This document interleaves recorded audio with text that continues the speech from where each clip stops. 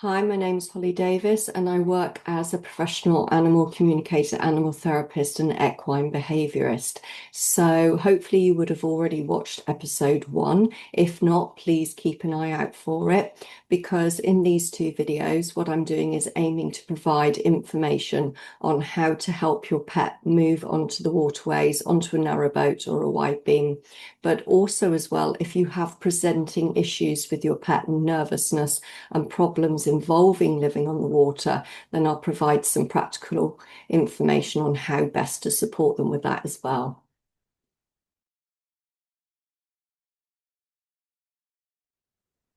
So in this episode, as well as some general advice and tips, we're also going to look at some dog and cat specific information in order to help you and your pets.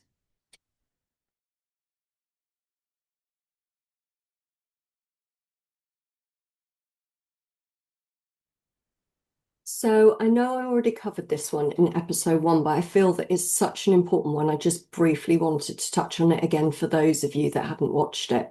The socialization with the waterways is really, really important. You have waterfowl on there, which obviously are prey, and you have other dogs on there that have varying different personalities. So nervousness and, friendliness, boisterousness. And so getting your dog to be really, really respectful of the other animals and waterfowl that are on the towpath and also on the water, because obviously they can go up to the water and be harassing the waterfowl is really, really important.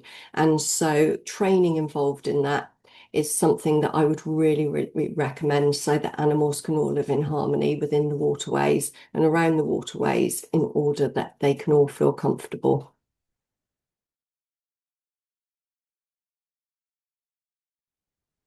So it's really important to understand when first moving aboard with your pet, it's a bit different from moving a house or moving from a bungalow and moving into another one. So the environment's very different. There are other things to consider as well, like if your pet has to use a ramp or if they have to jump on and off of the boat, which might make them hesitant and cause them to hold their bladder. So always think about putting a routine in place for their toilet breaks, for their shore breaks, so that they're going out, because the last thing you want is them holding their bladder or for accidents obviously occurring. So if you get them into a regular routine of going out, it will also help them kind of help focus on the expectation of when they're actually going to next be going out. And so that will avoid unfortunate accidents. So it's one of those things that, if we're uncomfortable with something, if an animal's uncomfortable with something, it's more likely to avoid it. So that regular routine in place, getting them to go out and be familiar with the outside and, going to the toilet out there is really, really going to help. Also, as well, if you've got a nervous pet, you might find it a little bit easier to do it when the towpath is quiet, because some of them might not be relaxed enough to have their wee, as it were, if other animals are about, if they're on high alert.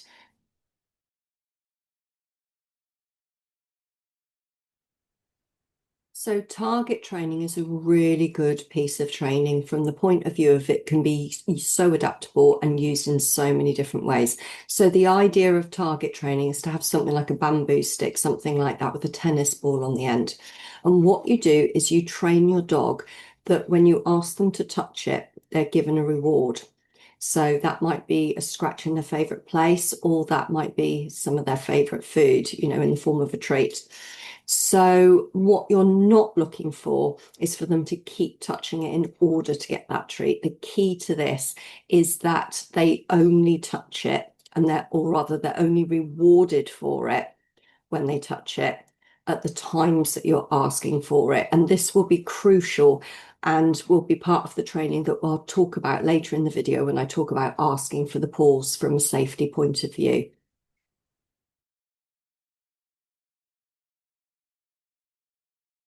So asking for the pause is all about breaking the behavior down. It's about slowing your dog down. It's about getting them to focus on what they're actually doing. And when living aboard, this is actually really, really important, because the last thing that you want them to do is be running over ramps to get on and off of the boat or to be dashing off, jumping off, or anything like that. So the pause within that and getting them to have that real self-awareness of what it is that they're actually doing can be paramount in their comfort, to do with, sort of like slowing them down from an anxiety point of view, but also from a safety point of view. So what this basically involves is to break down the moves that they're giving in incremental steps. So say, for instance, I'll give an example of this. If you had the dog on the stern and you were going to ask them to go onto the bank, across the ramp, or to jump, what you would do at that point is ask for the pause. So you might ask them to treat that, might train them a sort of hand command and word command of stop, using your hand like this and using the word stop. Or it might be that you ask them to sit. And once they've sat or they've paused, you then reward them. This can be with their favorite treat, or this can be with a rub or a scratch in their favorite place. That helps them to understand that that's the behavior, that's the pause that you're asking for. You can then ask for the next part of the sequence. So that will be the jumping off or the walking over the ramp. And these are just examples. You can use them in other ways as well. So once they do that and they jump off or they walk over, it's really important to understand that you only reward them again at that point with their favorite treat if they've done it in a calm manner. Because what will happen if they have then rushed and or they've run across the ramp, or they've done something in a dangerous way, if you then reward them with the treat, they will then start to learn to understand that that's the behavior that you're looking for, and that's not what you want. So what we are looking here is called positive reinforcement, and it's all about rewarding the behavior that you want to see and ignoring the behavior that you don't. So every time they're acting out the correct behavior and they're breaking so they've got that pause in between the sequence of events to get to the end point that you're looking for, and they do it calmly at each of those points. When they do it calmly is the point that you reward it. When they're not doing it calmly, you don't reward it. You just ignore that behavior. And it's something that you might have to rehearse a few times. But once you've got that pause in place, it really helps from a safety perspective, the self-awareness, and helps them to slow down. So yeah, so it's something that I would really, really recommend, something that is one of the fundamental points in behavior, so that you've got your animals focused and that they're safe at all times.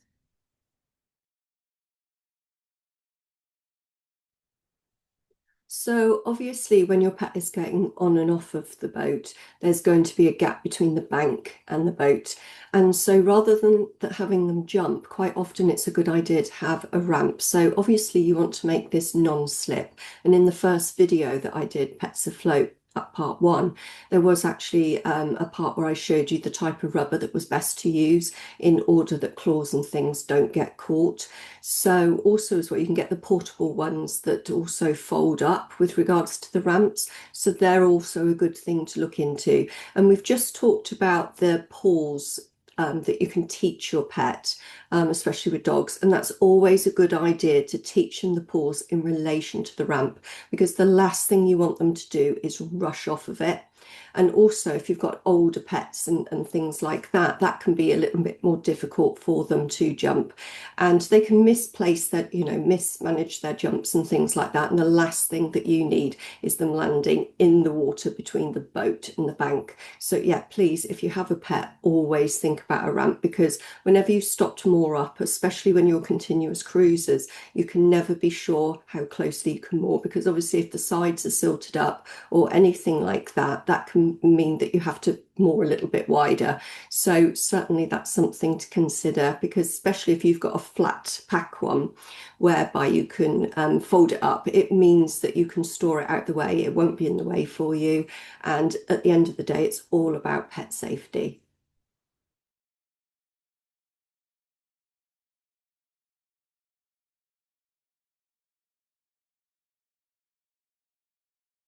So I have to admit that I'm actually not much of a fan of collars on dogs anyway, or cats for that matter. Sometimes obviously they're needed for ID and things like that.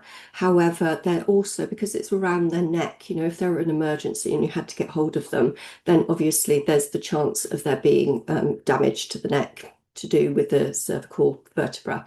So from that point of view, it's always good to use a harness. And I would recommend a harness that actually has a handle on the back in some ways, in the same way as some of the buoyancy aids do, because this means if your pet falls in the water, you'll more likely be able to grab them in such a way as to be able to get them out, or you'll be able to use your pole as well if you've one with a hook at the end in order to grab around that handle and help pull them out. So if you imagine your animal actually falling into the water and they've got their collar and lead on at the time, the last thing that you need to be doing is pulling them out by the neck, because that could severely cause damage that could affect not just the neck but also the front limbs.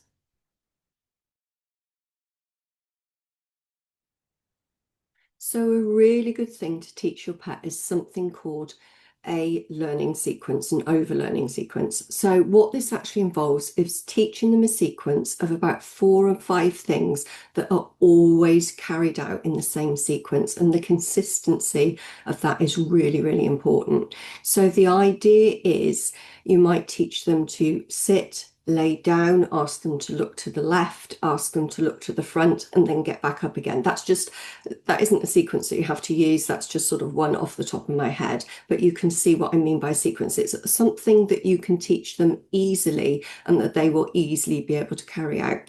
So the idea of it being an overlearning sequence is that it becomes classically conditioned. So what that actually means is you will then only have to ask for the first part of the sequence and they will automatically carry it through. So think of it in terms as learning to drive a car. So when we learnt to drive a car, it's very much everything's very disjointed. It's about the steering wheel, the checking the mirrors, the clutch, the putting the car into gear, pressing the accelerator, and we all have to remember those as separate things when we start to drive. But what happens is once we get used to it, we get in, we put our foot on the clutch, the car into gear, once we've got the engine going, obviously, and we just follow through without thinking about it. That's the classical conditioning. So the good thing about the classical conditioning sequence is that what happens with that is that you can use it anytime, almost like to reboot or help your pet to relax. So it's really important that you ask for it early, okay? Because once they become too aroused, once they become too anxious or too focused on something else, you've already lost them. But by asking for the sequence before that, they will automatically fall into the sequence, be rewarded by yourself at the end of it.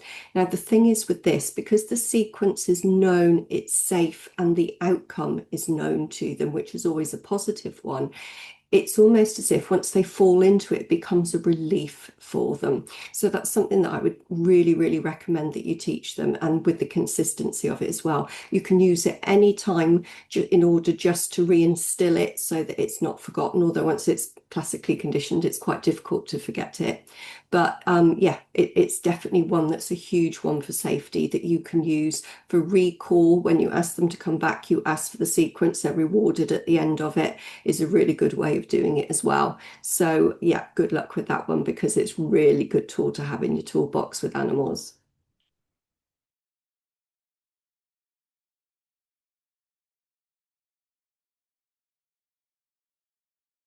So when you first move onto a narrowboat, even if your cat's been an outside cat, if you're moving onto a boat with them, then obviously they're going to need a litter tray, because they're going to need to be kept in for a few weeks, even if you're planning on letting them out after that. So the thing about the litter tray is the placement of it, because obviously you want it put out of the way somewhere so you're not going to trip over it, so that they're not going to be disturbed when they're using it. Also as well, with a narrowboat, obviously it's quite long, and if they're quite nervous, you could be blocking their way at times, or some of your belongings maybe. So to begin with, sometimes it's a good idea to have one at each end of the boat, and maybe even one in the center as well. So it means they haven't got to go far in order to get to it. especially if they're nervous to begin with and they've been hiding. Then once they get used to their litter tray and where it is, you can gradually start removing them so that they've only got one that's in the most practical place. But a litter tray for them, obviously you want them to use it. You don't want them to start wheezing and defecating in places that you don't want them to. So it's really important that you make it accessible to them, but in a way that they feel confident in order to go and use it.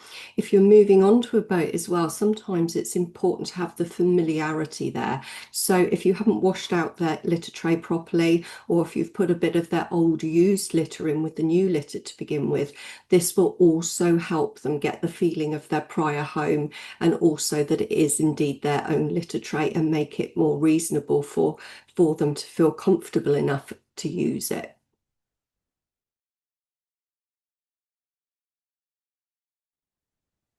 So getting your cat used to being on a harness before moving onto a boat is really, really helpful, because what it means is once you do move onto the boat and you have them already harness trained so that they're comfortable within that, it means that you can take them out on a long line and let them explore safely. It also means that you can let them go over the ramp rather than them jumping, which obviously is going to be a lot safer for them.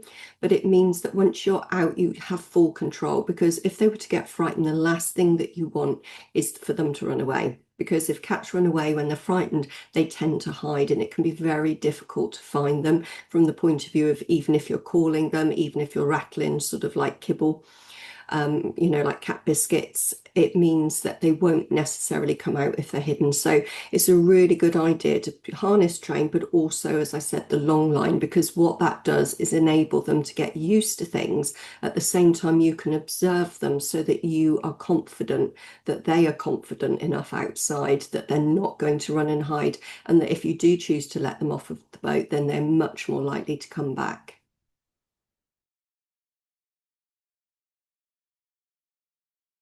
When cats are frightened, their default mode tends to be to go up. Okay, so this is why they enjoy things like cat trees, because obviously they can climb up and they're higher. It means that they can safely observe from higher up. And it means that if anything is below, sort of like a dog or anything like that, it means that they feel safer away from other cats as well. Because obviously, if you've got multiple cats, you may have found that one chooses to go up a cat tree in order to get away from the other one, to make it a bit more easier, and then they sort of like have that bit of a scrabble trying to stop the other one getting up to them. So if they've had a cat tree previously, then as much as it might be quite cumbersome, I would really recommend that you move it onto a boat. Again, you have the familiarity of home, you have the familiarity of smell, and it's a safety place for them. If you haven't got a cat tree and you decide not to purchase one, then just make sure there are other places that they can clearly get to. So if you have sideboards and things like that, make sure that they are clear. The other thing that you need to watch if your cat decides to go upwards because it's frightened is that it doesn't go upwards onto the stove, because obviously that's a higher place than the floor. It can be higher than some of the furniture, and the last thing that you need is an emergency where they've burnt their paws. So having a fire guard, I think, is something that we might have talked about to begin with in part one, and I couldn't recommend it enough until your pet is completely and utterly habituated to the boat so that it feels safe.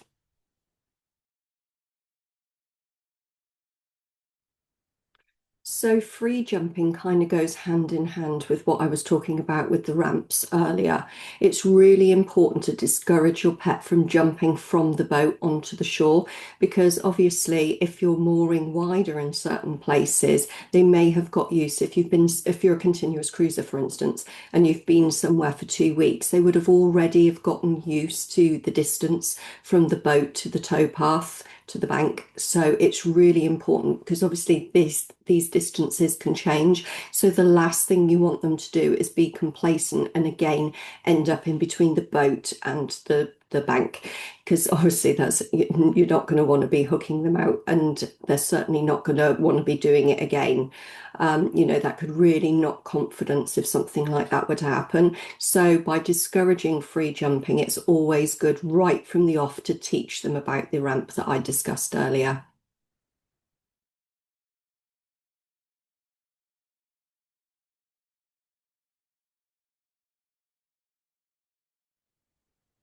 So while some cat breeds are quieter than others and so more adaptable to boat life, you will obviously have cats that are going to get very, very bored. Your cat might be planned to be a boat cat where it's not allowed off, or it might be that you allow your cat to go off and wander. And neither of those things are incorrect or wrong, so long as it's suitable for the cat in question, because obviously they're all individual and have their individual needs. So one of the things that I would recommend, because cats can get bored quite easily, is to make sure that you have a window or a screen that is really easy for them to get to so that they can watch. So say for instance, if you're in a busy place, there are people going across the towpath and things like that, that they're able to watch. But also if you look on YouTube and other places like that, there are a lot of videos, long running videos that have things like bird tables. I've seen one actually with a white screen that looked like it had a piece of wool dangling down from the top that was red and moving along the top of the screen. I actually used to play it for my Maine Coon. He was a cat that went outside, but when he was inside, he used to enjoy watching that, to the point that I actually had to stop putting it on because he used to wallop the screen so hard with his paw. And obviously he wasn't, being a Maine Coon, he wasn't lightweight. But there are lots of things like tropical aquariums and things like that, videos that are especially made for animals that have got the movement that keeps them busy, keeps them occupied and keeps their brain working. So for however long they're going to be staying on the boat, whether it's just a week or two for them to habituate before they're let off, or whether they're going to be permanently on the boat, I would always recommend screen time for them or window time, just to keep them busy, and obviously playing with them as well. With various cat toys, they need to be stimulated, because it's when they're not stimulated that the maladaptive behaviours that you don't want to see tend to occur.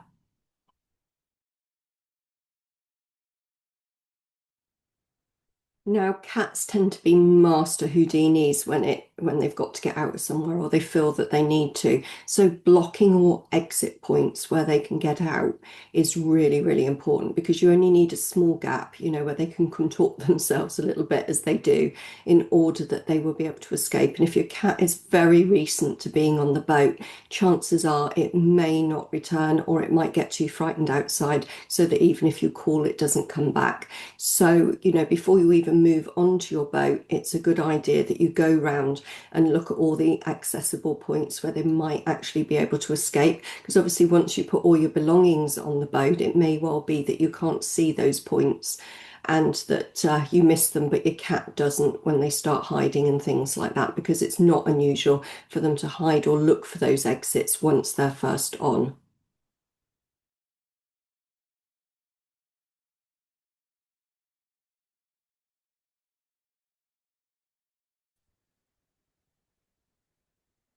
Scratch posts obviously go hand in hand with the cat trees. So if you haven't got a cat tree, then it's always a good idea to put a scratch post on for your cat.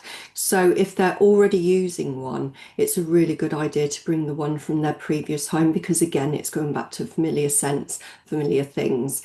And obviously, if you haven't got a scratch post, that means that your cat's going to be at your furniture, and any wooden furniture, your sofa, anything like that, in order to help with their claws. So by providing a scratch post, at least you can minimise any damage such as that. The other thing is as well, is that it also provides stimulation for your cat. And I don't know if you've seen them, you can also get the wheels. It'd be a bit big for a narrow boat, but if you're on a wide beam, one of those would fit. A wheel, it's a bit like a hamster wheel that your cat can actually run around, but like I said, that there wouldn't be room on a narrow boat, but certainly a wide beam. If you're thinking of your cat being an actual boat cat, then that's something else that might be worth looking into in order to amuse them and create stimulation for them.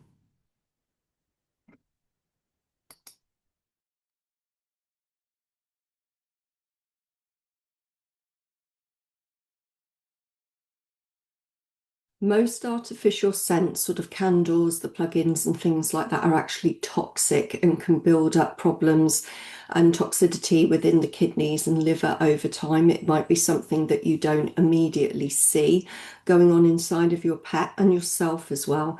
But over time, that can accumulate and cause problems. So I would always advocate against the scented candles, and the plug-ins unless they are, or air fresheners actually, unless they are actually with essential oils. And even if they're made with essential oils, there can be toxicity and contraindications with that for your pet. And obviously, with a boat being a smaller place than a house, it makes it a lot easier.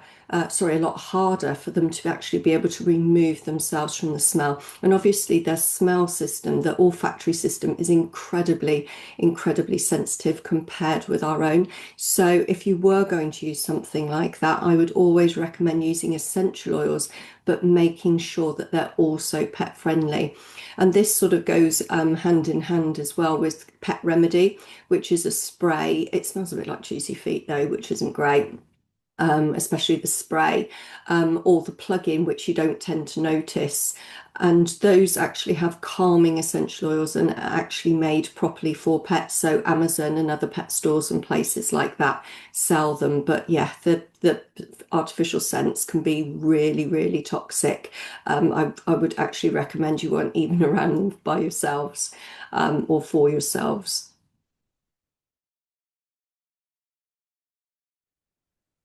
When you move onto a narrowboat with a pet, it's highly likely that at some point they're going to end up in the water without meaning to. And this is why the harness and buoyancy aids are so important. So by practicing water recovery, I don't mean dunk your pet in the canal or throw them in. What I mean is maybe put the buoyancy aid or their harness in and actually practice being able to get hold of it with the hook, with the barge pole that's on the end of the hook, and getting used to being able to lift them out. And also, obviously, it's really important to have the barge pole accessible, that's so that you can do that. Ours is actually hanging up inside of the boat. We haven't got any pets on board, thank goodness. But if we did, from water recovery side of things, but if we did, we certainly would have the barge pole with the hook outside so that it's always ready to hand if you need to hook them out. And bearing in mind, if they're not wearing a buoyancy aid, if they're not wearing a harness when they're outside with a handle on it, it's going to be incredibly hard for you to be able to hook them out. So that's another reason why at any time that they're outside, it's always good for them to be wearing something that allows for water recovery. The other thing, obviously, to consider too is the water levels. So if the water level is low or if the banks are particularly high, that's going to make it incredibly difficult for your pet to be able to get out on their own. So this is another really important consideration with regards to being able to pull them out safely. Because even if you've got a large dog, it doesn't mean to say it's going to be able to clamber out onto the bank on its own without your help.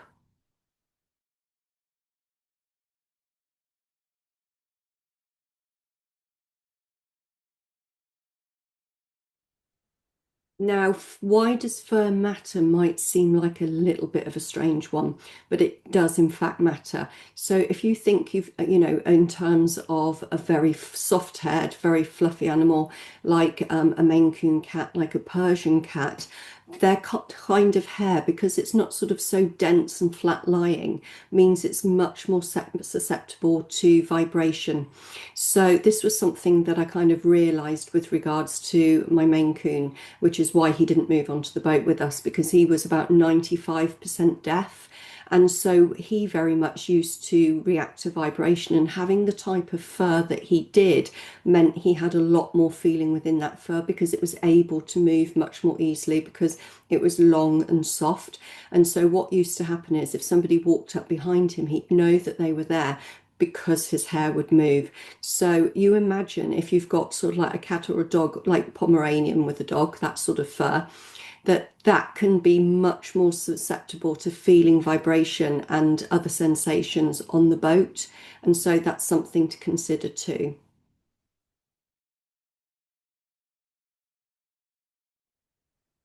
When first moving onto a boat, it's really important that your cat or your dog know where their water bowl is. Sometimes it's even a good idea to place a few of them around the boat because the last thing that you want is them to consume river or canal water. The reason being, not only is it full of contamination, especially in the case of canals where people tip stuff in that they're not meant to, but also from the point of view of parasites.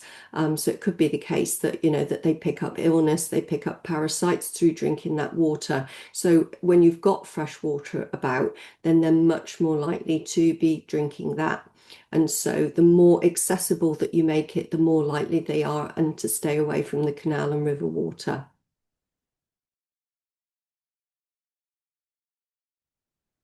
So observing for motion sickness in your pet is really, really important from the point of view of they don't have to be vomiting in order to still feel nauseous.